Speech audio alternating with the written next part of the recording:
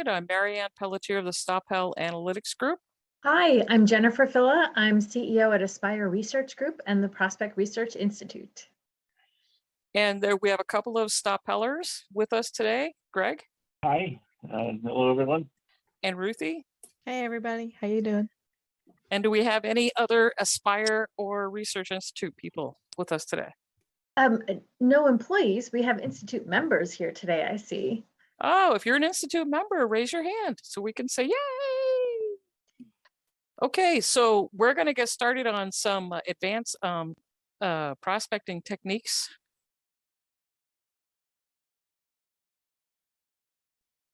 Okay, so on your left is what AFP talks about a lot: linkage, ability, and interest. And I, as many of you know, come from small shop orientation. Whoops, we went a little too far. And so I tend to think about things a little bit differently. And AFP, Association of Fundraising Professionals, also tries to be very broad in scope because they encompass all sizes, shapes, industries, types of organizations. So when you think linkage, ability, and interest in terms of prospecting, that makes sense. They have to have a linkage to your organization, they have to have the ability to give, and they have to be interested in your cause, in your campaign, in your organization. So very broadly, that really works. But I find that as researchers, when we get closer to the data, that's just too broad.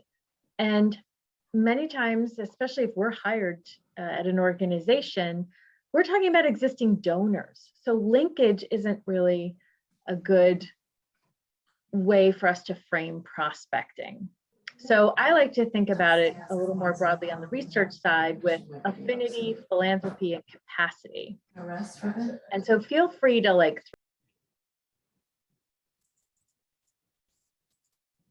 you muted me. Feel free to throw in the chat if you frame it differently, like if you use different words, or maybe you want more than 3 things to frame your prospect identification. But I like to go with affinity because I work with organizations where they even have major gift officer teams, and they get frustrated because they get sold on a database screening and then they have these ratings. And so they assign their portfolios and they base their goals on these ratings. And we all know that's just a first pass. So of course they don't meet their goals, they feel burned out, the gift officers are really unhappy because they get bad prospects and they're like, this prospect research stuff is crap. So affinity is that magic sauce, and it's the giving history for most of the organizations I work with. That's where we want to look. We've also at Aspire been using Boodle AI and looking at some of their affinities, although we haven't asked for specific customized models. And that's a more Marianne thing than what I do. And then philanthropy, of course, we want them to be philanthropically inclined. And the smaller your organization or the less skill your major gift officers have, the more you want to give them people who are already very philanthropic, because they will have success and they will gain experience. And then capacity, I put last because I need those first 2 criteria. They're just more important in my world.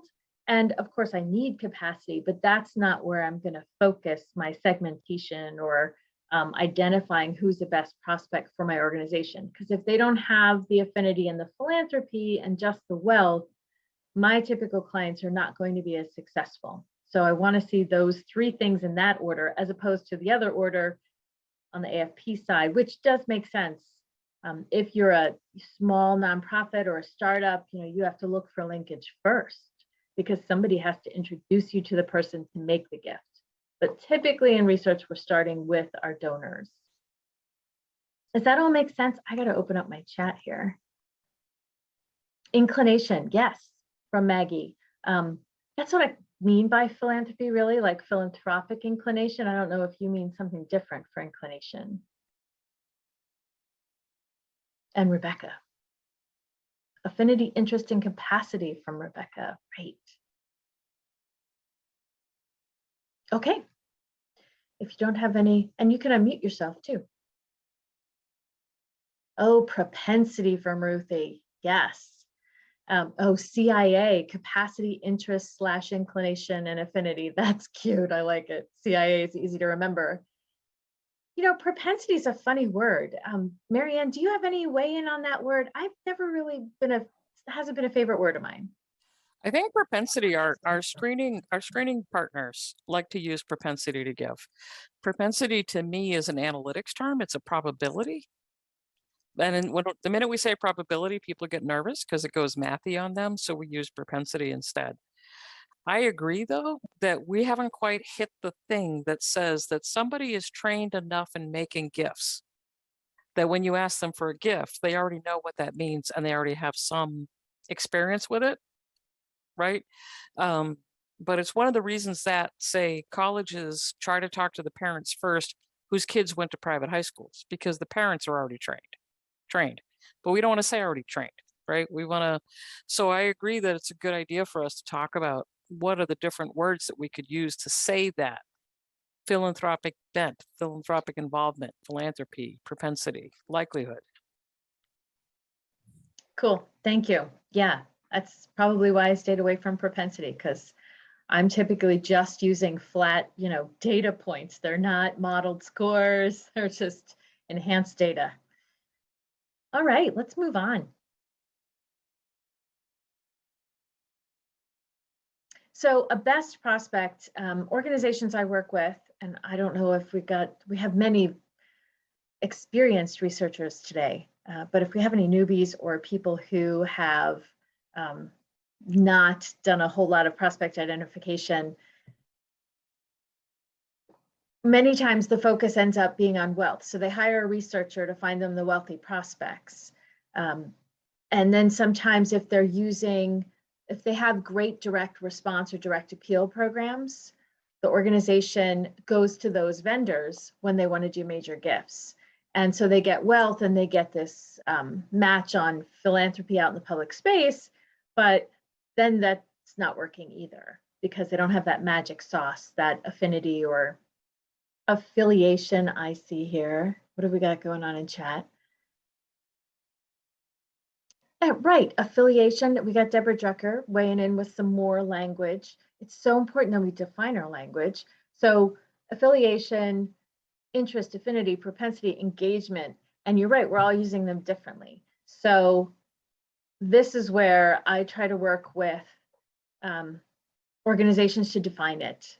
And let's just move on to the next slide because I think I give some examples of ways in which, So it's going to seem simple to some of you, I know, and it's how I try to start getting people thinking in terms of groups of people and using some kind of formula that will be replicable in an organization. So we need to get some process in place so that the next researcher that takes over can improve on that, and the major gift officers can ask for more and do more and keep growing.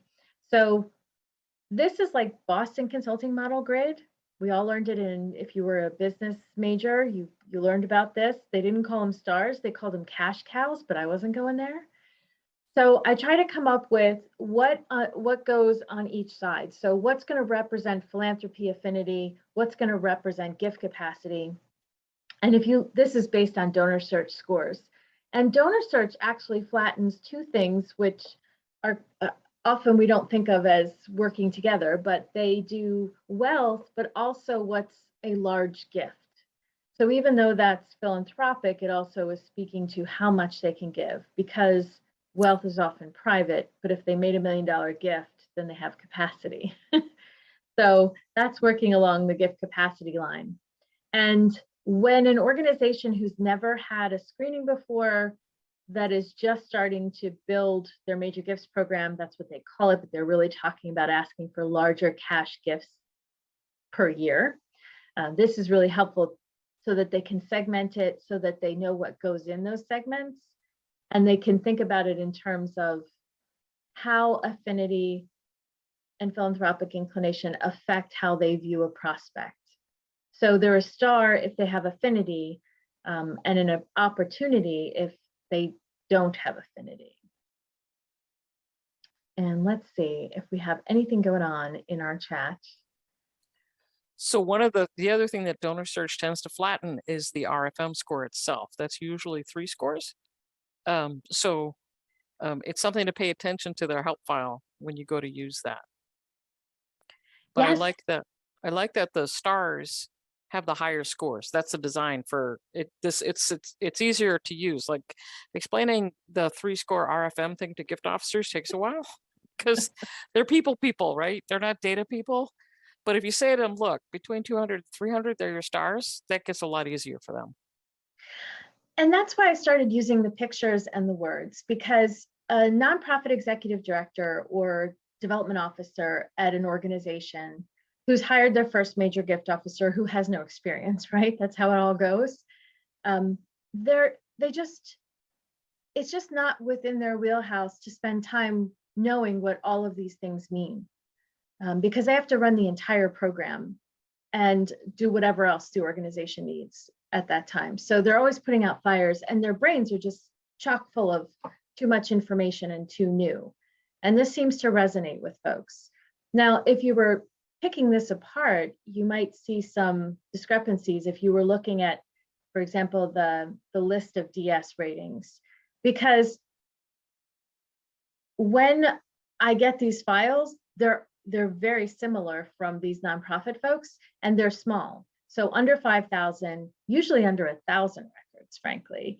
And they don't score across all the possible scores. You know, we're seeing a pretty typical pattern in terms of they have some stars and opportunities, and then there's the rest of this stuff that they get in there. Typically, their middles are often empty. We have a good question from Susan, who wants to know, what do you mean when you say flatten? And the RFM is an easy explanation of that. And I learned that from you, Marianne, because I always just took the 3 scores. I would score for recency, frequency, and monetary or magnitude. And then I would sum them up. So I would have 555 equals 15. So that's flattening 3 separate scores by summing them into 1 score. Thank you very much. Cool. That makes sense, huh? Okay, and Hillel likes to look at recency of gifts as well as how the gift was obtained. Interesting. Way more than my folks are going to even be able to access. Yeah, actually, sorry, Greg and I are studying RFM, and I'm reading like 100 pages on recency alone. And it's interesting, all the different, one of them is how did you get it, right? What's the RFM for each solicitation type? So, and that's a little beyond what we're saying here, but it might be something to think about if you already have used all this stuff and want to take the next step. Yeah, this is super simple. It gives people a count. They kind of have a feeling for how things are in their, an overview of their donor database. So let's move on. Oh, I didn't describe the champions. I probably should. That's Elisa Schoenberger. She's researcher at Aspire. And she said, we're leaving out folks who just don't score well, but they gave us a big gift. And so we throw them in a champions because really they should be looked at. And often the number count is small relative to the rest. We have a comment from Suzanne Harris. Aha, an early RFM person. I've moved away from using a universal RFM for all segments. I like to score segments separately among themselves. For example, assigned prospects and unassigned suspects are scored as separate populations. Oh, good move. Got tired of board members distorting all my stats. Ugh, board members. That's a whole nother conversation. I agree. One of the models that we did is what is the RFM just before their major gift? And when we see the slide on velocity, what's the velocity before a major gift? That's what I want to see. So let me get through this and then we are going to go right into your stuff, the cool stuff, the analytical stuff. So I just recently had a client, small client, total, they have 3,000, how many records? Not many. Anyway, she's going in a campaign, period. She's the development director. They came out of another organization and now they're on their own. She has to raise 8.6 million. And she said, can you help me look at my screening in terms of my campaign? And so we came up with the segments you can see. And for me, I felt uncomfortable. I needed some kind of segmentation that was a little bit broader of range. So we actually mark, as you can see in the bottom right, we mark the spreadsheet with the segments. So there's a campaign segment and whether it's warm or not. She had Blackbaud target analytics scoring and major gift likelihood. So we used that as a warm or not warm indicator. And then Boodle we used for our wealth. And this way she could look at what it looked like from a standard campaign chart that I took off the internet. And now she can massage that and say, well, where are my best prospects?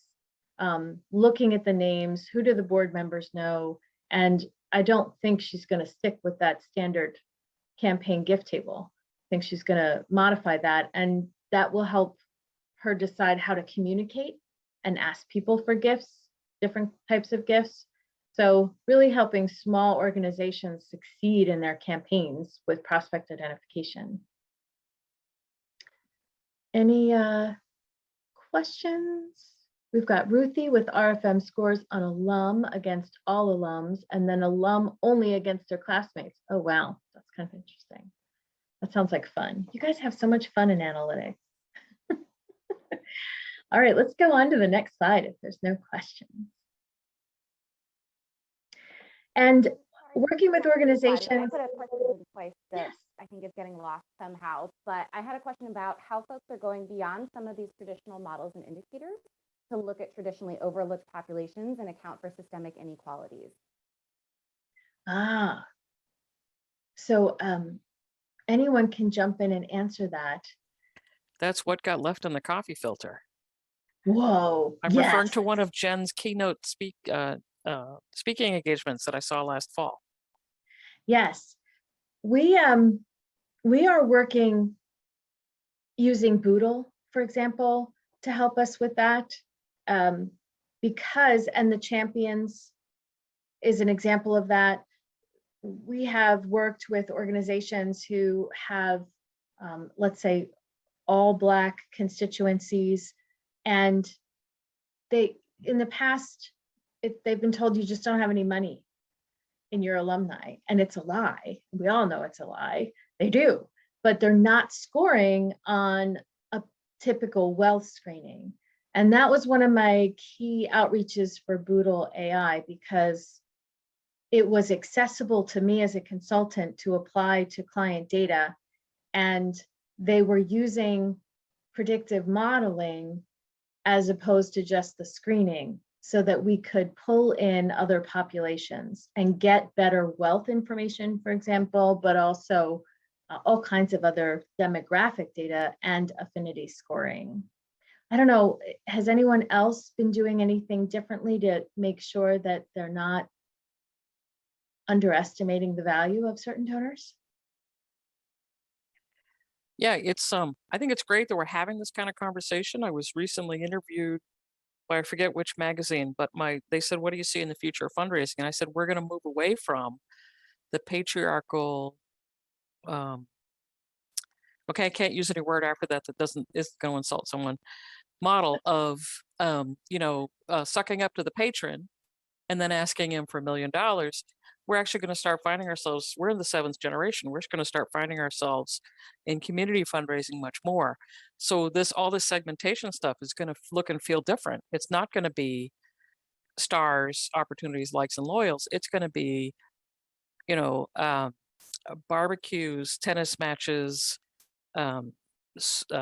swim team, and radio DJs. We have to shift that.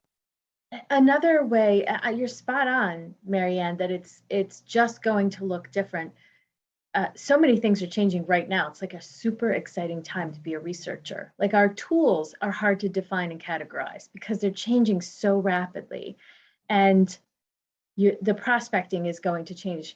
I was reading about the donor pyramid, right? The gift pyramid, and how is that dead, and all that stuff. And it isn't dead, it's a segmentation model, right? It helps us segment. We would love everyone to start at the bottom and move up, and that does happen, but we know people come in from all different ways. how do we take into account the digital data? And I think the big change will happen when the majority of dollars and donors come in digital first. And it just hasn't happened yet. Like we're just not there yet, but it will. Or we don't see it yet. I mean, I That's remember it was Peter Wiley was going off about, you got to be able to track who goes to your website page 10 years ago. So Yeah. what if we don't, what does everybody else think? There's a lot of stuff in the chat, but I can't pop up the chat because this slideshow is on my screen. Let me see if I can get in there. Okay.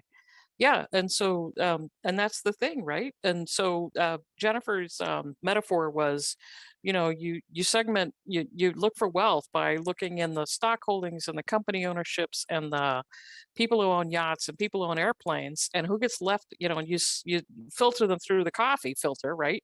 And who gets left up there, right? And it's BIPOC, and other disengaged people. And I also, you reminded me that it's actually a curse that you can lay on somebody. May you live in interesting times. So I'm glad that you have the attitude that you have. So we have Sarah.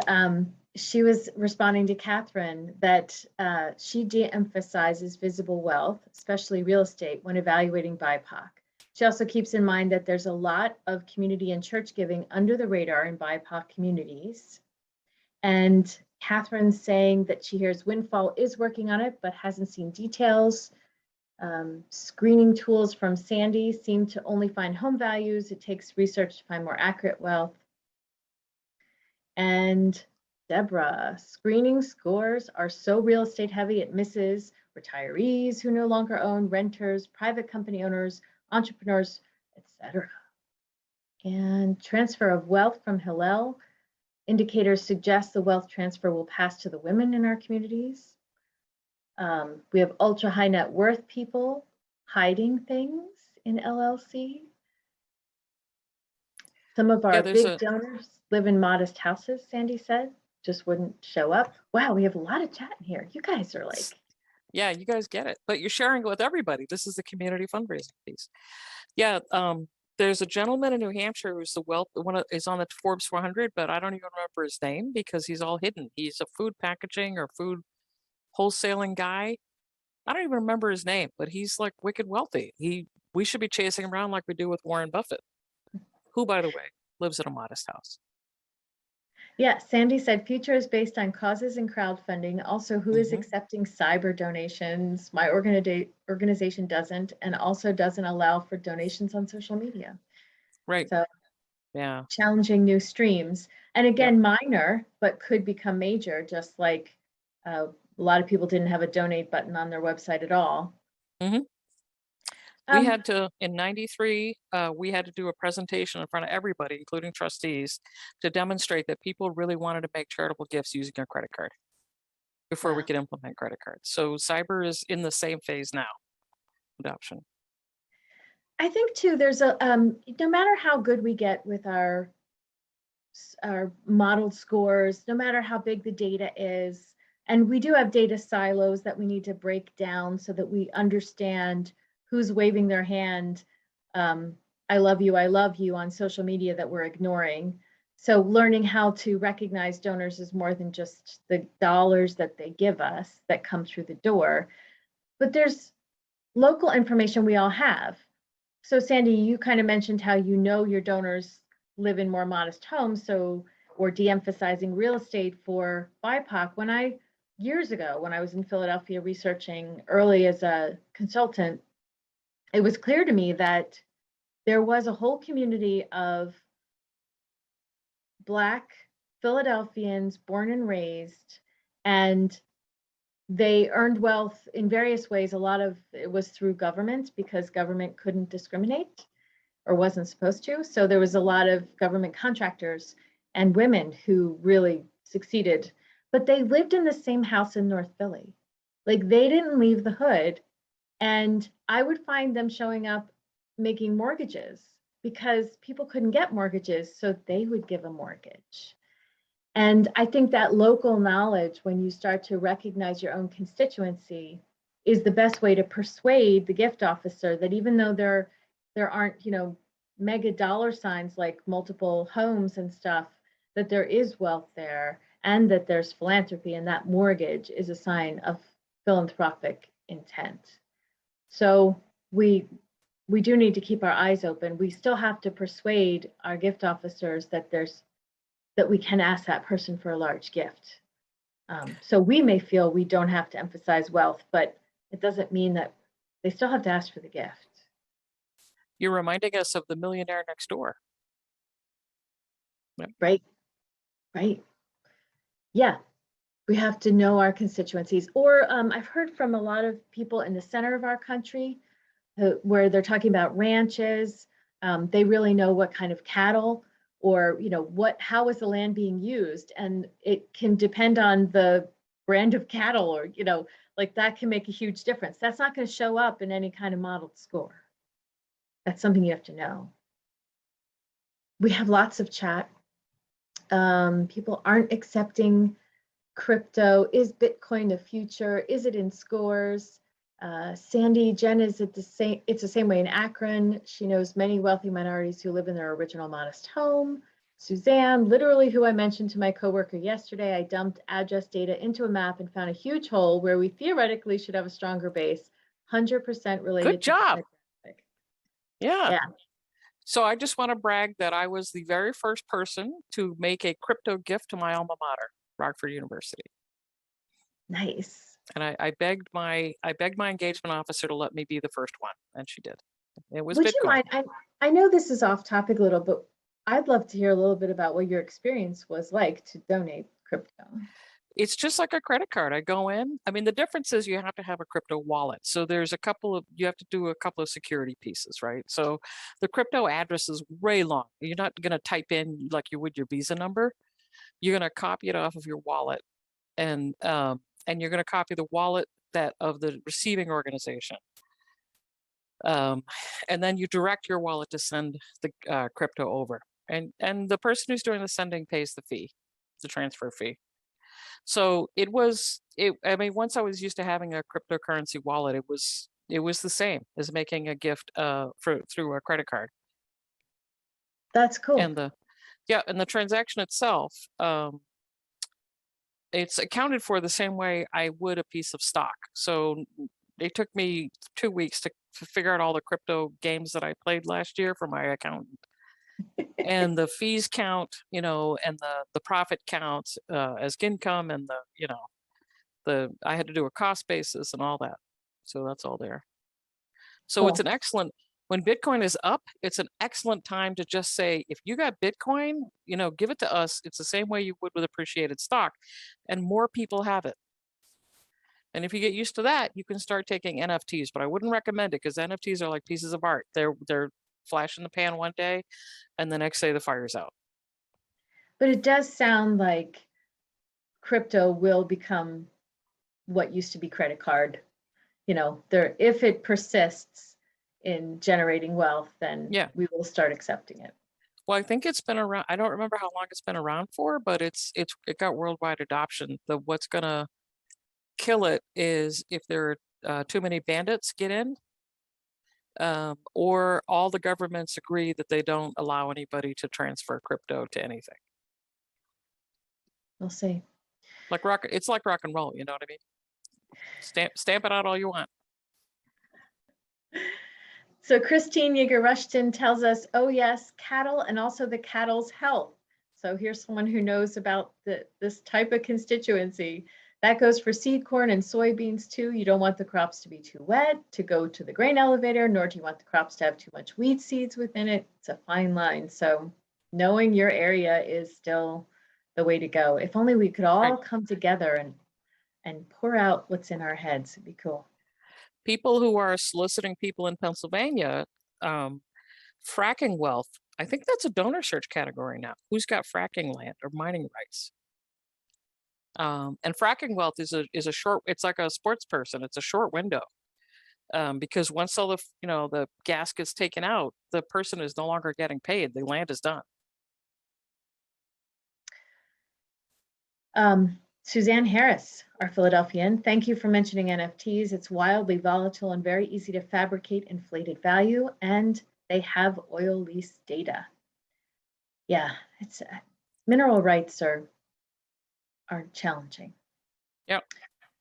So for prospecting, for organizations that are new to prospecting, which is where I like to jump in.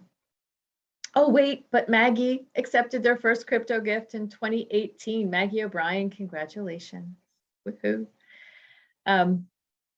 So this really is as disjointed as a water cooler chat, man. I'm loving it. Gotta just jump around, take a sip.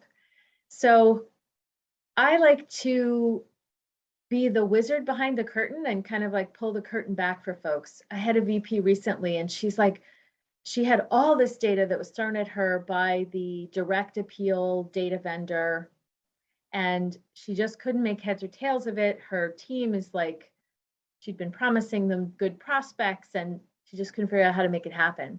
And so this was eye-opening for her. They had a thank you program, and I like to work with organizations that love their donors. Like they love on them. They have great direct response programs because they love every single donor they have. But how do you identify for major gifts? So some kind of screening. In her case, it was appended data, which was a little tricky for me because it just wasn't as robust. And then creating a segment of some kind, like how does the organization want to view its donors, and coming up with the definitions for that so that no matter how the screening numbers change or the vendor you choose or whatever, making sure that the segments are understandable and relatable to how the organization wants to raise gifts. And then the verification process from research, which is still so critical. Like, are these good prospects that our major gift officers should be spending time on? And knowing the constituency, because when I interview the major gift officers, they know these key little things about who makes a great major gift donor for their organization. And sometimes that's data that I can find. So making sure we have the loop going around, and then qualifying and disqualifying. Sometimes it's an eye opener for folks to realize, oh yeah, we have to train everybody. Disqualification is super important. I'm speaking to the choir here. And then moving through, like, where does it go? Do they have some, can they get more methodical about their qualification and their first steps to move a prospect? And this, sometimes people really, the major gift officers, if it's a culture of like, give them all the room they have to build their relationship because it's a style thing, like an art thing, they still need a little bit of structure to do their art within. They need a canvas to put the paint on, sort of thing. There are, we had a period of time where organizations tried to go from electronic screening to gift officer qualification. Yeah. And I hope that now more and more organizations are learning that they need people like you and your team, Jen, to actually sieve out the, or separate the wheat from the chaff. Because a gift officer's time is really precious when you add on the travel and the how many people they can talk to in a given year. What you do on your team is reduce the number of pointless meetings by qualifying the records. Yeah, this is, I use something that's already there, right? Because we're taking first steps, and you're right, organizations taking first steps, it's not surprising that they would make that jump because that's what they get sold to. That they're not focused on research, they're focused on major gifts, and they're really good at it. So when they get frustrated and it doesn't work, then they come to me, which is great. When they're done with me and they hire a researcher, then they need you because you're going to help them. You're going to train their researcher to do more stuff focused on the data they have. And in this case, with organizations like this, they have large budgets. They have huge numbers of donors. They just don't always have the data in a way, or they don't have the fundraising infrastructure, but they have the IT infrastructure. We did have a little chat in stuff happening. Hillel Corin wants to know, how does this impact gift acceptance policies? And Deborah Drucker wants to know, where does occupation come in for segmentation? And The gift acceptance policies, interesting for crypto, Elisa Schoenberger had prepared some information for me to present because she wasn't able to present on that. And when you're doing crypto, and Marianne's all about this too, you really do have to revisit your gift acceptance policies. Occupation in segmentation, when we talk about, so let's say we come up with segmentation for an organization, it's really about, for me, it's about affinity and wealth, not occupation, like ability to give. And then occupation comes into play more when we get to prospect lists assigned for qualification visits or calls or outreach, because it's helpful for a major gift officer who, I don't typically work with colleges, so it wouldn't be like they graduated from the business college, but for whatever reason, maybe they work with a particular program. And so I would try to build a list then for them to qualify that fit that. An occupation might play in there. At least that's where I am. Sarah has responded. Sometimes I use occupation as an analog for capacity, especially if I can see philanthropy, but just can't get a hard answer on wealth. Well, I love that. Yeah, like I didn't even consider that, Sarah. I mean, totally. If they're a hedge fund manager, but there's no matched assets in a screening, I still consider them wealthy, for sure. Mm-hmm. So for us, the question brought me back to an example when I was running a phone-a-thon in the 90s, and my accounting grad student who ran the phone-a-thon said, we're going to call all the accountants by October, because after that, we weren't going to get their attention until May. And she helped raise the annual fund by 50%. Wow. Because she got it, right? So I agree that occupation plays a role in understanding the person's behavior. The other example I'm thinking of is when I'm on the local habitat meetings, everybody says, who do you know in town who is in business? And my answer is, I don't do business in town. I do business all around the world, but not in town. So, and so that begs the question, which occupations are the people are going to bring other people, right? And which are the occupations that are people are going to bring assets and engagement and volunteerism, and then what are the cultivation methods, right? Because I'm an introvert. Don't invite me to a party, So I love that question. We had another question about the verification, and that is that's an interesting space. So you segment and then you have to verify, right? So I want to know that the matches were good. If it was an electronic screening, that is, they actually match to the right person. But there's often other things that are important in verification to make them a good prospect to assign to a gift officer. And it's never a checklist for us, darn it. Like, it's an approach, because I only want to spend, when I do this, I want to spend 15 minutes on a name. And more than that is just too much, because they could verify, they could look like fantastic prospects in every respect, and I could get super excited and spend an hour, and they refuse to be talked to. They just want to give their 10,000 a year. Thank you. Don't talk to me. That's not terribly uncommon. So that verification is 15 minutes, and it's a typical, I'll tell you what we typically put in it. We want to have contact info. Everyone wants to know occupation, frequently education, because that usually correlates with something. And any top philanthropy hits. Is there a family foundation? Do we see giving that aligns with our mission, especially, but also giving sizes? Do they volunteer somewhere? Like, whatever pops, but certainly key things around wealth and philanthropy and contact information. And sometimes you find nothing, but you stop because it's just 15 minutes. And the organizations I'm working with, they're typically doing this the first time. So there's just hundreds, if not thousands of names. There's no way they're ever going to get to them all. So we really have to focus on the very best, which can be difficult when there's that much opportunity. But one can hope that they would then be able to get budget to hire more people. Sarah agrees, aiming for an average of 10 to 15 minutes per record. Yeah, and we use a timer. We time everything so that we get averages. Phew, great conversation. My gosh, you guys are awesome. I'm totally going to shut up now. Go ahead, Marianne. And Jen, can somebody tell me what time it is? I was rushing in here, didn't bring my phone. It's like 1:15.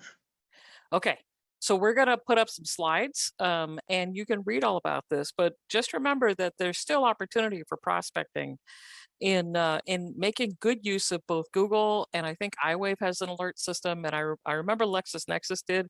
LexisNexis is becoming passé though. The other thing is you want to make sure that you understand company sales and purchases. So if you have access to Mergent, if you have access to PitchBook, you know, you want to keep an eye on those events, because selling my company is a wealth event and I have a tax problem. And that's when somebody wants to show up and talk to me. Okay. And these are all the lifestyle signals that we were reminded just about 20 minutes ago, Jen, do not work for all populations, right? The social register, patriarchal, Western civilization, Roman version of top to bottom doesn't work for most of this until you get down to tweets, Pinterest, Snapchats, Flickr photos. Look at my boat, right? And then what do the rich buy? Okay. So giving patterns, this is just something that you can do using reports. Just build a report or a dashboard. Life giving higher than the average life giving for everybody.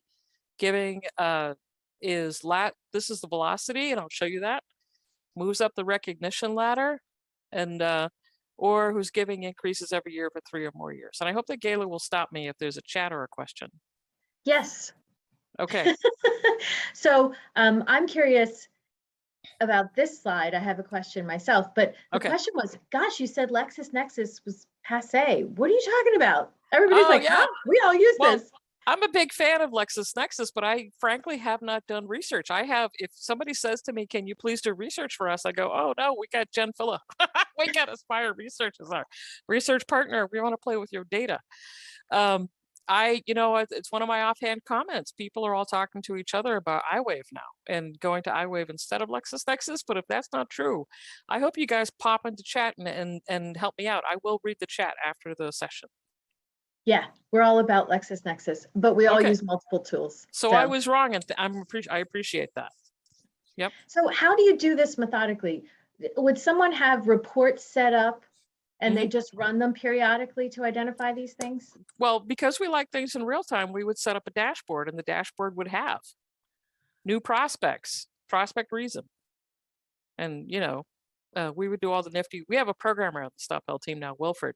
He's busy programming right now, but yeah, that's what we would do. Very cool. But if you run a report, you have a report every Friday, give me $1,000 donors, right? One of my clients has the Blackbaud new product that used to be the rear product, right? And it sends me an email. These are new lifetime. This is a first lifetime high gift, $50,000, right? So if I ask them to program it, I wonder if I could ask them to program it for some of these features here. But these are all measurable. If it's measurable, it can be reported on.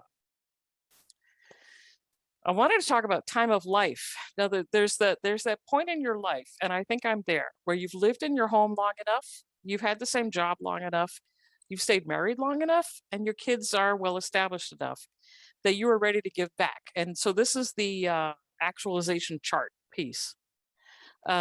So time of life may actually be a good way to figure out, like, once you get to people, and you can decide if you want to do the whole, name them the soccer moms or the, frantic 40s or whatever, right? But figure out where everybody is. And then once you get these 3 things rolling together, get an average highest gift amount. And where does it go? Right? Or yearly giving. Because this is you have to have this data, but this is going to give you some information. Can I stop you real fast? Yeah, Have you found that years at the same address correlates with plan giving? I have not, but I have not had the data enough times to answer that it's not. It's Anecdotally, I that's have what not I've yet. been, but Yeah. Mhm. I was going to say that I saw indications of that the last time I did a planned giving model, but yeah, I would think that, but I don't, as Marianne says, I don't have the best data to prove that. Yeah. Our sample size is small. okay, sorry, that was No, it. no, that's a great question. Gift processors can also be researchers, and they should get credit. You should always track who found the person so that they can go, get put it in their performance review. Gift of stock has always, this is a different answer to Jen's question, have always proven to be indicators of major gift donors. Selling a gift through foundation or donor advised fund, high net worth account, I call them the metal accounts, right? The blah, blah, blah platinum account. And I used to be able to look up to see how much money I had to have to get at one of those accounts, but they hide it now. Top of the class, this is another Andy Rear trick that he taught me. And then gift from a business. So when we give through Stop Hell, I get a phone call. I just do. So this is a velocity thing.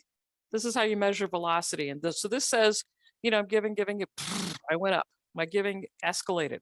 And this, by the way, may democratize some of the things that we do and step away from that social register hierarchy thing that we have been doing all along.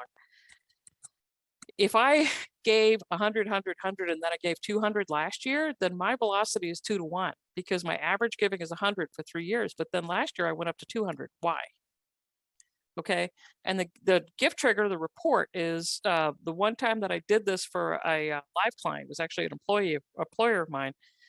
Once we got to 2.2 or above, bam, they made a major gift after that. So I had to figure out velocity before the major gift. Figure out what your velocity is because it's going to help your annual fund figure out who's dropping off. Retention, Penelope Burke and these two gentlemen that wrote this RFM book, retention is way more important than acquisition, right?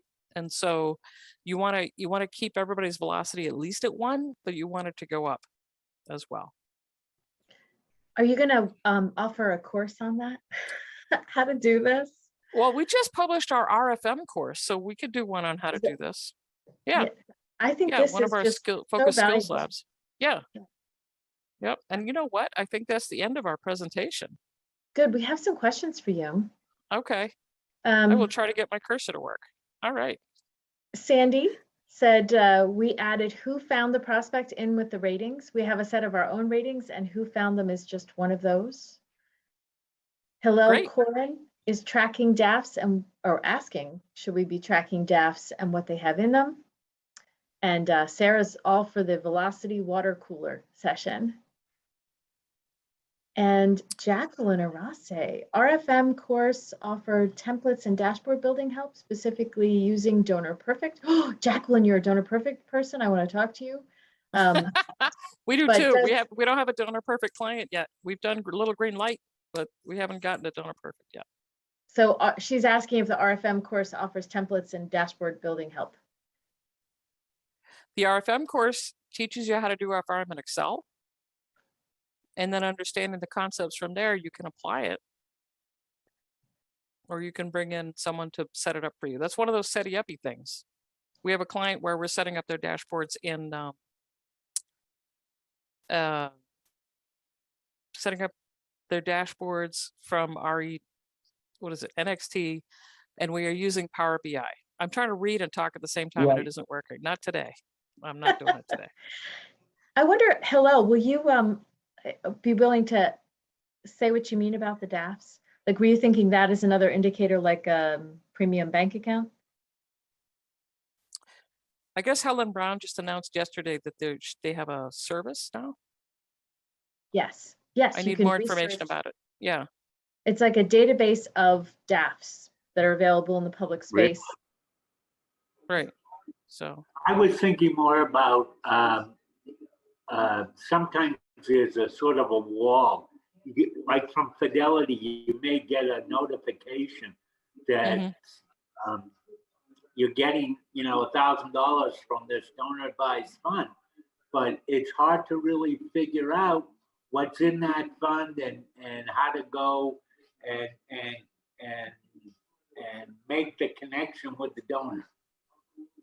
You know, Hillel, you're absolutely right. And that's I have the right to my privacy thing, you know. We can only go so far in the research. If I want to be anonymous, I'm anonymous. The problem is if I'm someone you don't want to associate with for one reason or another, and I give you an anonymous gift, then what? So, but yeah, I've had lots of clients who said, I've had lots of clients who say to me, can you go figure out who gave this? And, you know, I would call the person the person at the bank who sent the gift. Who gave this? Well, they wish to remain anonymous. That's as far as we could go. Hey, so Deborah Jucker beta tested Daffinity by Helen Brown. Interesting resource. Suggests that everyone look into it and see if it would be helpful for your fundraising shop. Okay. How's everybody feeling? Oh, we have 3 minutes. Who wants to start a whole new topic in 3 minutes?